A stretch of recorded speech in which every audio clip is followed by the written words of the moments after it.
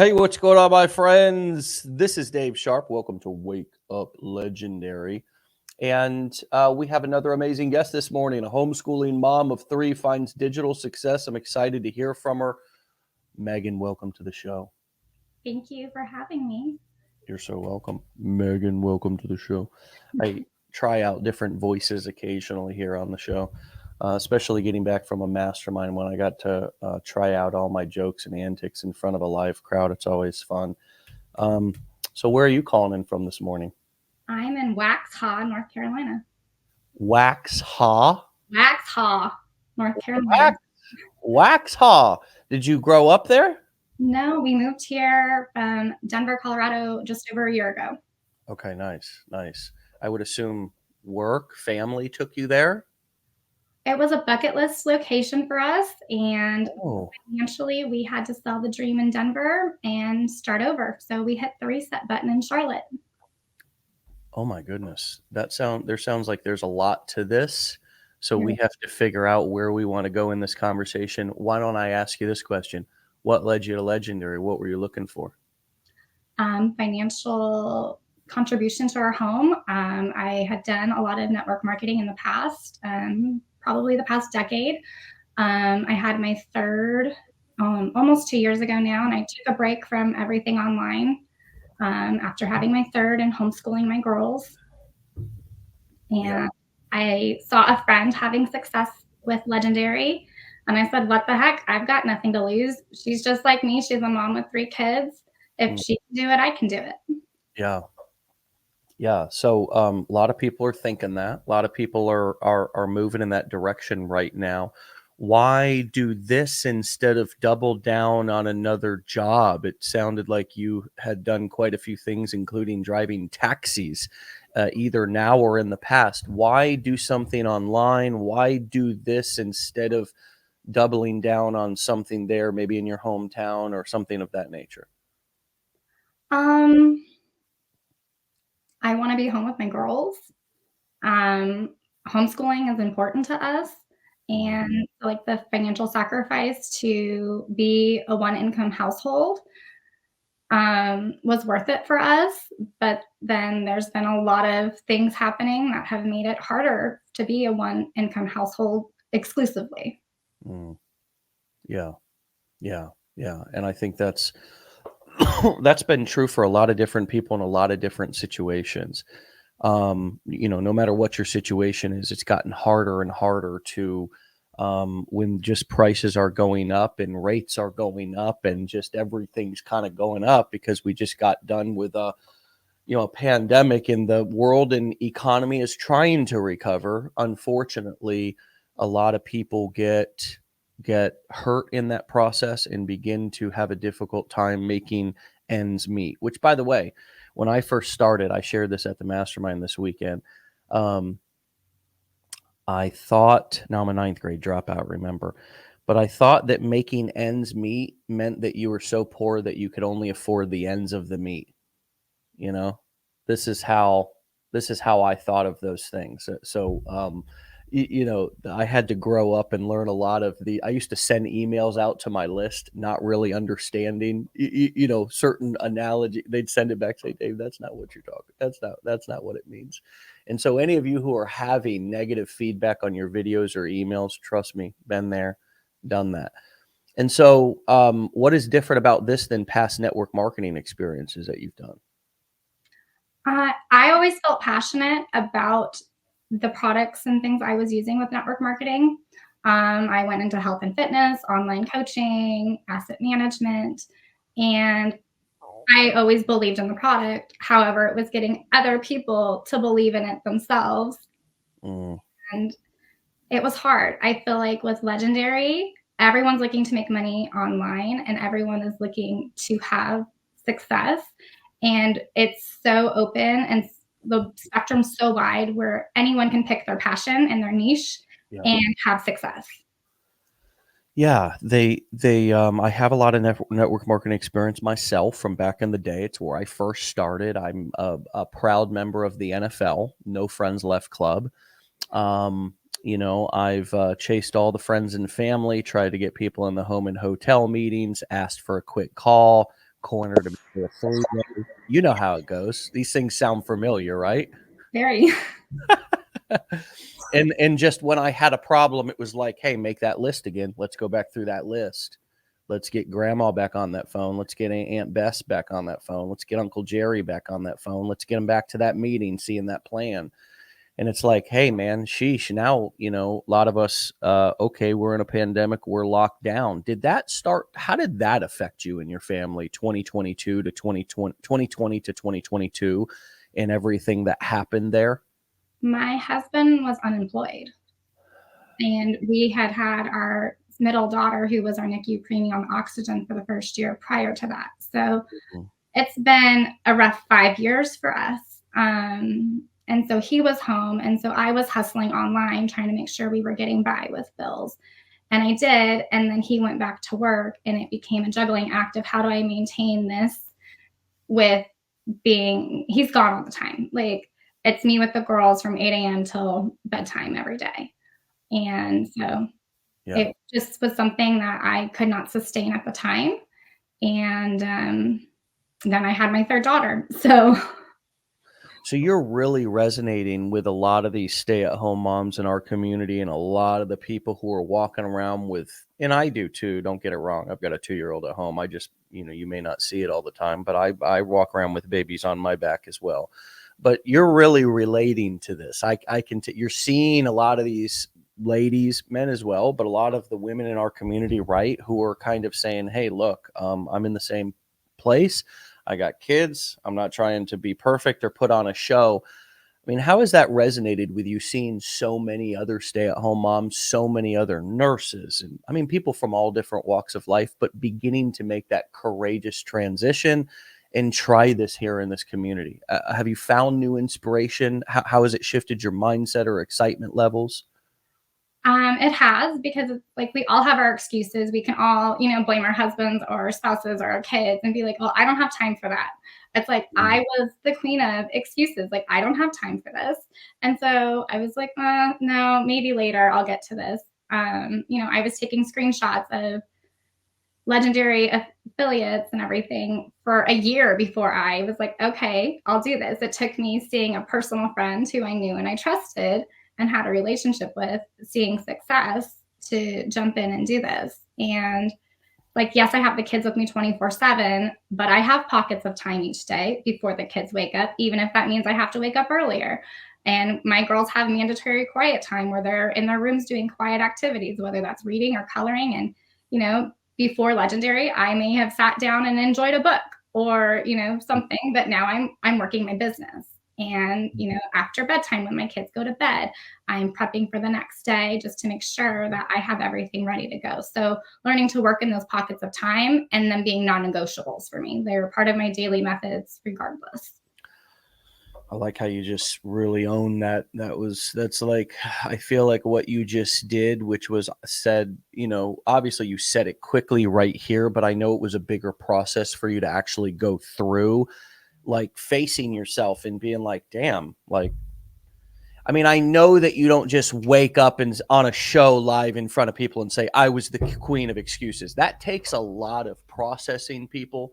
I mean, and Megan, I want to hear your response to this, obviously, but I understand that that takes a lot of work to get to that point to where you can own that like that.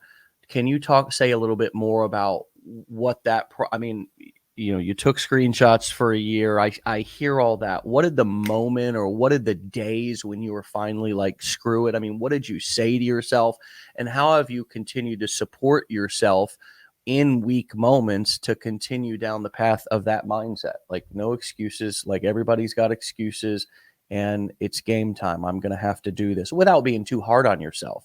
But I'm Right. wondering how you really came to that level of deep honesty and have sustained it.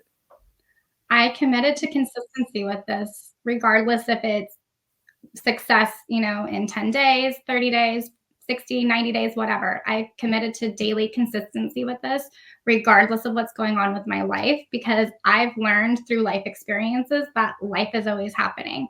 My grandpa had cancer. He passed away all during taking this 15-day course. My husband Condolences, and I Megan. moved across the country. We don't have family or support here. I'm a one-man show 24/7. We want to buy a house and we're renting right now and we're not happy in the rental that we're in. And the market is crazy. And, we can try to save more money, but really we need additional income. And that's, you know, me hustling is the solution to that. Like, my husband is gone 8 a.m. to 9, 10, 11 o'clock at night every night. So it's up to me. It falls onto me on if we want to make drastic changes in our life, I have to be the one to step up. Mm. Um, it's that level of personal responsibility is something that would behoove us all. I don't know how people got to get there. I mean, some of us, it's like, how do you hit bottom? Nobody can tell anybody other person how to hit bottom. You know what I mean? Like, it's just a place that you're like, okay, done. Like, not sitting down here at the bottom of this well anymore. Not gonna see if there's any more floors that go down, because the bottom always has trap doors. That's what they told me in recovery, anyways. They said, "Hey, Dave, you think you had it hard? Don't get so cocky, because those bottoms got trap doors, my brother." But hey, look, I don't know how all of us. There's no instruction manual to find your bottom, and your bottom doesn't have to look like being on the streets, homeless with your kids or whatever. It can just be an emotional bottom. And I think over the past few years, all of us have hit an emotional bottom either once or 50 times or 500 times, because of everything that most of us have had to go through. Those of us who have had a business that's pumped cash flow into our homes, even when we were at home, we're the lucky ones. Honestly, we were the lucky ones, because we actually had this set up already. Have you seen this massive different openness to side hustles and work from home things and courses and developing new skills today in 2023 after that pandemic versus doing network marketing and stuff back in the day before it? Oh yeah, I feel like the doors have just opened, the floodgates have opened for everybody. It's literally all at our fingertips. And we all have access to it. And it's just getting over our own self limiting beliefs. I am not tech savvy. I don't like building the funnel was so hard for me. I was on the phone with GoDaddy and, you know, for hours trying to figure out and problem solve. And I was click happy and messing things up. And it took me longer than it should have because I wasn't reading through things. I was clicking buttons. And it's hard. It's not easy. Like, I could have just thrown in the towel then and been like, I can't do this. I'm not smart enough to do this. Like, And then we start to also, and this is at least what's popping up for me in this moment, it's like, man, think about like people in past generations, like what they had. Like, we have it in us. I'm not saying that we shouldn't complain or we shouldn't, because that's not a way to validate ourselves, to talk to ourselves like that. We all do have it hard. It's a different hard than it was back in past generations. But what I'm pointing out is that if you look in times of turbulence, times when, as a society, we struggled after wars, stuff like that. A lot of people have had to buckle down. We have it in us to do that. You know what I mean? We have it in us as human beings, especially if we're lucky and blessed enough to live in a first world country, for gosh sakes. You know what I mean? Um, it's not ideal most of the time. I mean, as you've said, the hubby's gone. There's kids. There's limited time. There's only 24 hours in a day.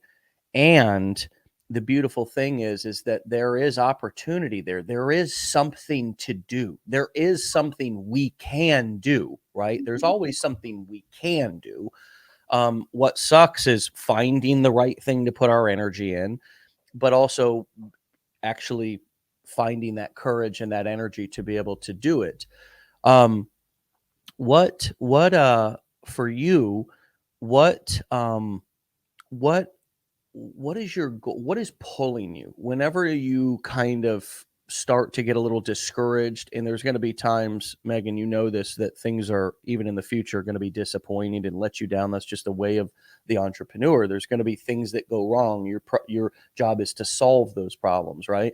But what else is pulling you? I mean, is there anything else that when you just are ready to throw in the towel, you're like, no, no, I'm not going back? Is there something that is there a different soundtrack you've developed now that you say to yourself rather than the old soundtrack that you let us know that you had just a minute ago, which was, I don't have the energy for that. I'm going to enjoy a nice book here on the couch. The kids are down. I deserve a break. What is the new soundtrack, and what is the thing in moments of frustration that is pulling you? Some call it your why. It doesn't have to be that big. I'm just wondering, what's the new self-talk? I mean, my girls look to me every day. I owe it to them to show up, and nobody's coming to save us. You know what I mean? Like, it's up to me to do it, and I owe it to my kids. I owe it to my girls. Nobody's coming to save us. There's a movie or a book or something that's out recently that's become a pretty powerful statement when said. But man, because I've heard it said a couple of times, specifically by people in your exact situation, where it's kind of, and I think there's a lot of people maybe who are listening to this right now who are in a similar situation, and that is a depressing yet empowering moment of truth, isn't it? When you finally realize that nobody's coming to save you, that there's 8 billion other people in this world who all have their own set of challenges, and solving their problems is their number one priority, right? And it's like, damn. It's like, especially throw in pandemics and all this other stuff. So what was it like for you to go through the training and to be new and to actually be patient enough? I mean, you've got all this stuff going on around. I think a lot of us just want to get into action. It's just like, oh, okay, I see it, I got it. Let me just go try. How did you take the time? How are you taking the time to blend the education to learn the skills? Be so you know what to do. And what was it like as you began going through the 15-day challenge at the very beginning to actually take the time to go through that material? The 15-day challenge, I purchased in February, and then my grandfather passed from cancer, and I went out to be with my aunt, and then her and I were in charge of planning his funeral. So I didn't do anything with Legendary for the first month that I bought it. I bought it and was like, I have life going on. And I kept saying to myself, I need to start this course. I need to start this course. I need to start this course. Mm. And I was watching my girlfriend, and she was, having success, and she was having fun, with her content and everything. I'm like, she looks like she's having a good time. Like, I want to have a good time too. And so finally, in the beginning of March, I started the course, and I think I finished the course in like days. My coach opened it up, then I was like, I want to keep going, like, give me more. And so she unlocked more things for me so that I could complete it faster. And she's like, I think you're like the fastest person who's ever completed this course. Cause that's what I did after bedtime. My kids went to bed. I'm like, all right, I can crank out like hours right now. Like, I can be up from 8 to midnight doing this. Like, and so I did the course. And then I had to go to his funeral, and I was starting to share and just post content just to start making myself, like, putting myself out there and getting uncomfortable, breaking the seal of feeling uncomfortable in front of the camera and creating content, because I'm good at storytelling. I'm good at posting pictures, but making reels and things was out of my comfort zone. And so I was like, well, if I just start, even if they're cringeworthy, like, I just need to start just getting comfortable with this. And so I did. And I came back from his funeral, and I took that week and I built my funnel, and I went live on April 1st. And my buttons weren't working right for like the first few days. And finally, I figured it out, got it fixed, and then I earned my first commission 10 days of being live. Yeah. Wow. Well, I mean, it's evident that you've believed and then taken the time to invest in yourself just by looking at the things that you've purchased here at Legendary, And I think you point out a really important point, which is that there's one thing to purchase something. There's another thing to go through it, Mhm. to just like listen so you know what the heck it is that you're doing and talking about. And I also love how you pointed out the fact that you used customer support at some of these companies of this software that you're using. It's like let me say this to everybody who's feeling unsupported or feels like that there's like a lack of support in this world or even in our community. There's unlimited amounts of support. I mean, there are people and companies, both us and other companies we recommend their tools who will support you. They'll sit on customer support. And it's sometimes it's so obvious, but we miss it. It's like if I'm having a trouble with this one particular piece of software and say I'm watching an instructional video that a marketer created to try to show me how to do that, but I'm having a problem with that software. Well, the sensible thing to do, the quickest way to my answer is to go ask the people who built the software and operate the software every day how to do that. And a lot of times they can answer your question faster, quicker, sometimes more professional, right? Than getting kind of an answer in a Facebook group or whatever. And there's nothing wrong with that. There's a difference between building the tools and being the one who has the strategy to utilize all the tools and put them together and build a business. I mean, no restaurant just operates on their sinks. Hey, we've got an awesome sink here. No, you've got to have a multitude of tools and know how to use those tools to create a business, to have an end product, to have a result, which is a beautiful meal that sits in front of people. And it took lots of different knives and lots of different cooking equipment and fridges and chefs and all this kind of stuff to create that meal. But if I'm having problems with my stove and I'm a restaurant owner and I'm having problems with my stove, sometimes it's just the best thing to do to call the actual company to talk to the manufacturer, right? And so a lot of these things feel big and scary and like we're in unusual territory. But if you put it in the context of your regular physical world and say, what would I do in this situation? It's easier to navigate. It's just the same. It's the same. It's just in a virtual world, right? And you mentioned that. Hey, I went ahead and got on camera even as I was taking the education because I knew I could see because I was seeing it happen all over the internet that I was going to have to or I was going to want to use this thing so I could build better relationships with my audience. And you began to do that as you were going through the curriculum. So it wasn't a big surprise. Uh, That's brilliant, first of all. And can you say more about that? And what was that like to start to kind of get yourself warmed up and comfortable on camera?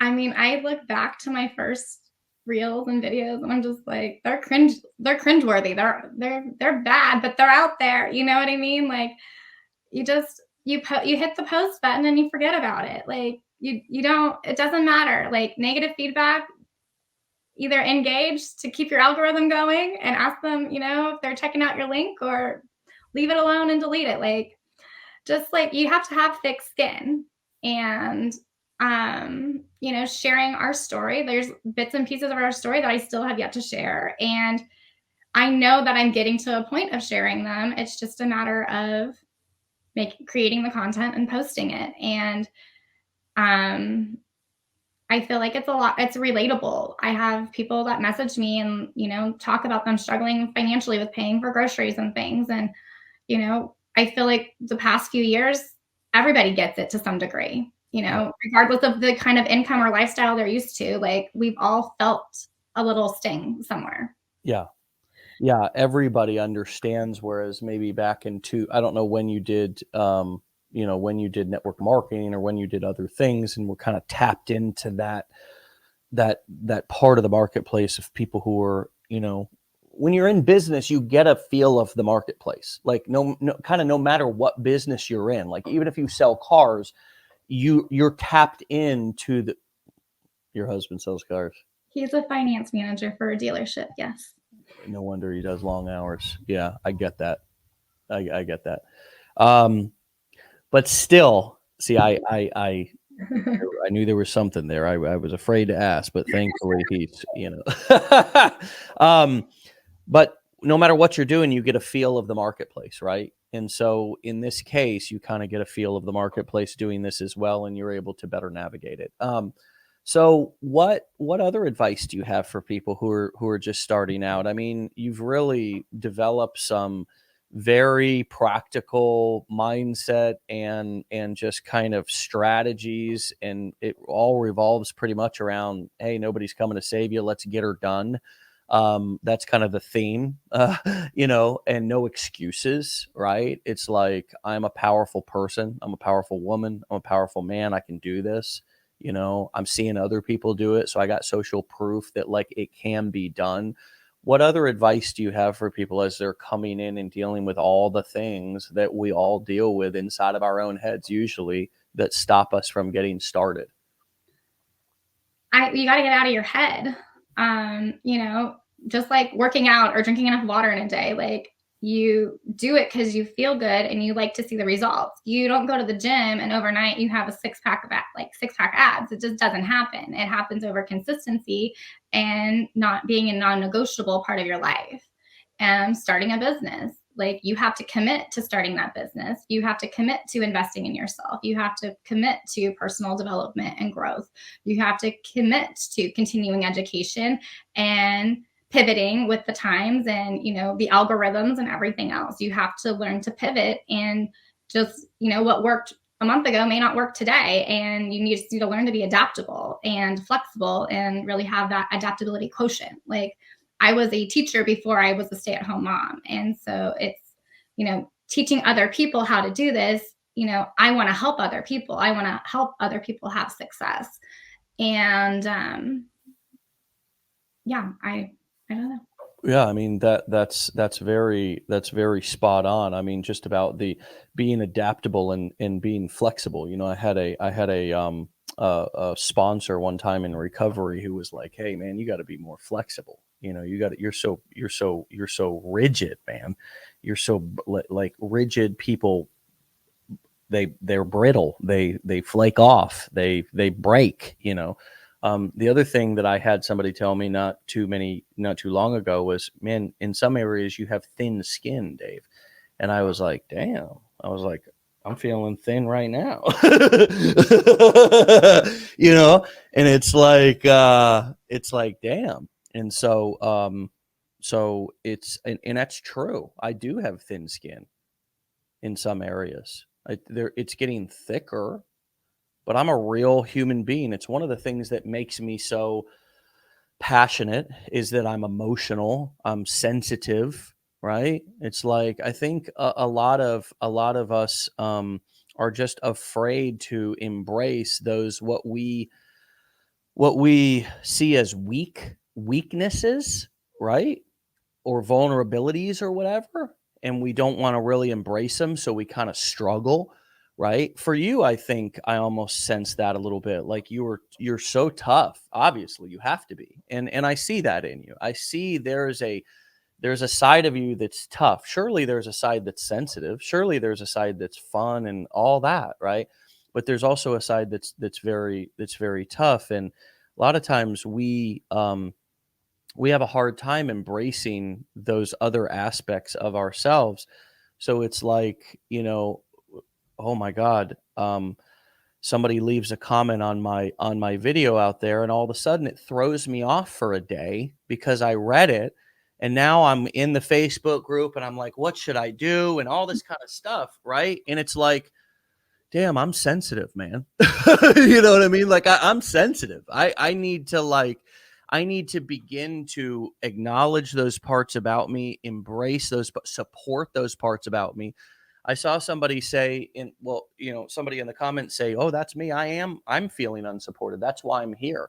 Well, one of the first steps to becoming a supported person, I mean, unless you are in a situation, my friends, to where you truly need help. Okay. Now I'm not you're in an abusive situation, you've got an addiction you can't overcome. You understand?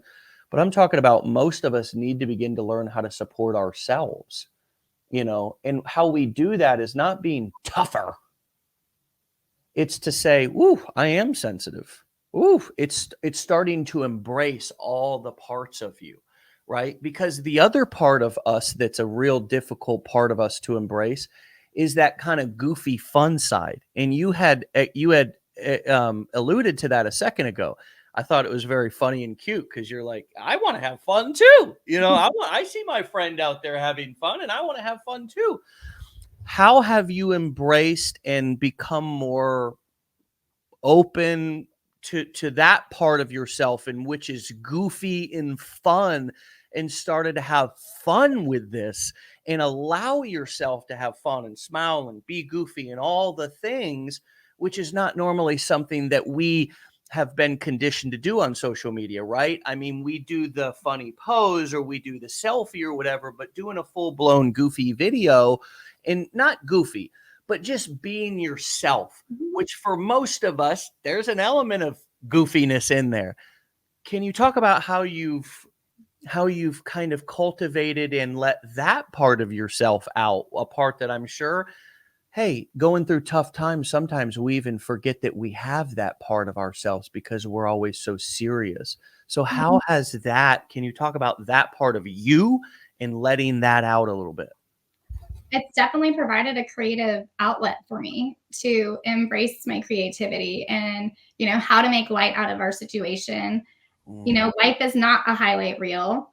I'm very good at sharing highlight reel if I want to, but life is not the highlight reel. And, sharing our story. And it's like, where can you find the humor? Where can you laugh about this? Like, where can you find the joy and enjoyment and be silly and fun and celebrate the small victories and just enjoy, like, and be present, like, in the moment of, yeah, this is hard right now, but life is meant to be fun. Life is meant to be happy. Life is meant to be fulfilling. And either I can sit and sulk in my, situation, or I can make light of the situation and do things to make it different. And I don't know. I enjoy making the content now. When I'm looking at trending sounds and things, I'm like, all right, what can I do with this? Like, but I want to be myself too. And I'm speaking to people who are like me when I am sharing, and I'm speaking to my likes and interests and everything, and because mhm. that's who I am, and that's my audience. That is who you are. It's who I am too. I mean, I'm not this serious guy who's like, this, you know, what you would imagine as like a businessman. You know what I mean? That's not who I am at all. I mean, I I don't even own a suit. I don't think. I'm serious. Like I don't even have so all that. Look, it's not. It's like I can think about striving to do that or whatever, but that's not. I don't even have that. What I do have is kind of a goofy side, a fun side. I do wear T-shirts every day. I do look around, and I mean, there's shirts right here. It's just laying on the couch. It's wrinkled. I pick it up. I give it a little sniff. I say, "Hey, is that thing clean or not?" And I throw it on. And then I come do a live. I iron and wash my clothes for masterminds, though, friends.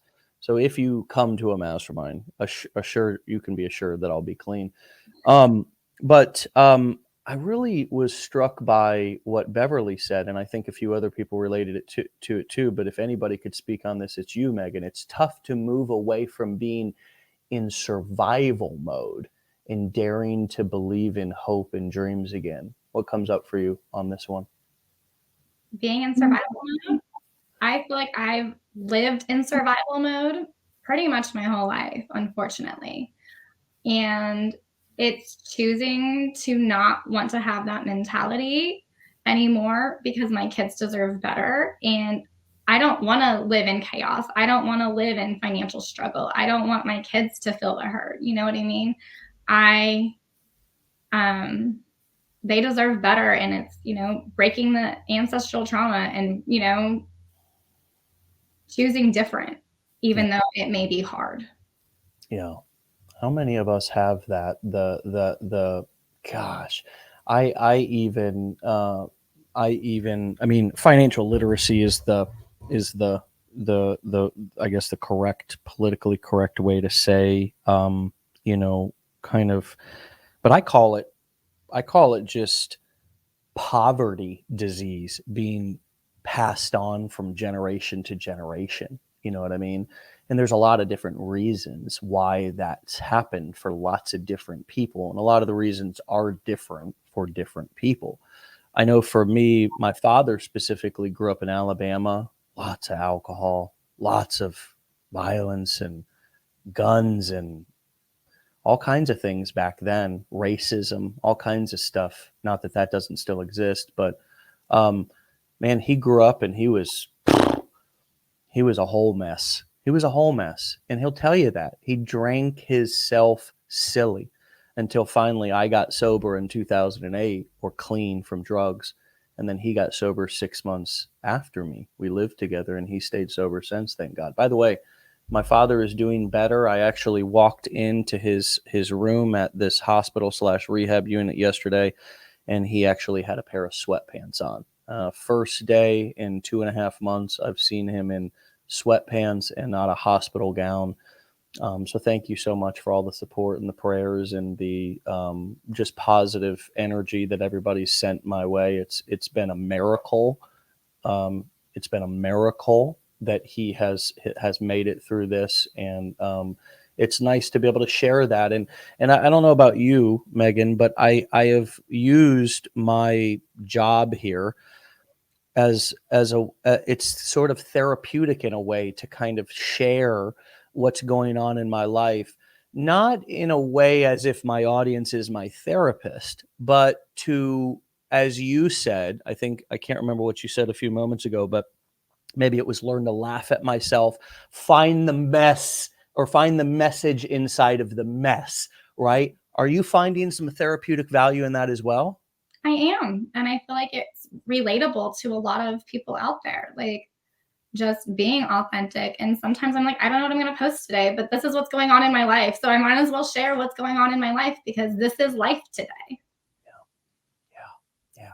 And I know that a lot of you think, well, geez, I mean, what does that even mean? Well, just start sharing, just start talking. You know, sometimes we have to learn to find our voice, my friends. So some of you are thinking, and you know, well, what would I don't know, what is the message inside of my mess and all this kind of stuff. And well, you have to just start sometimes, just start talking.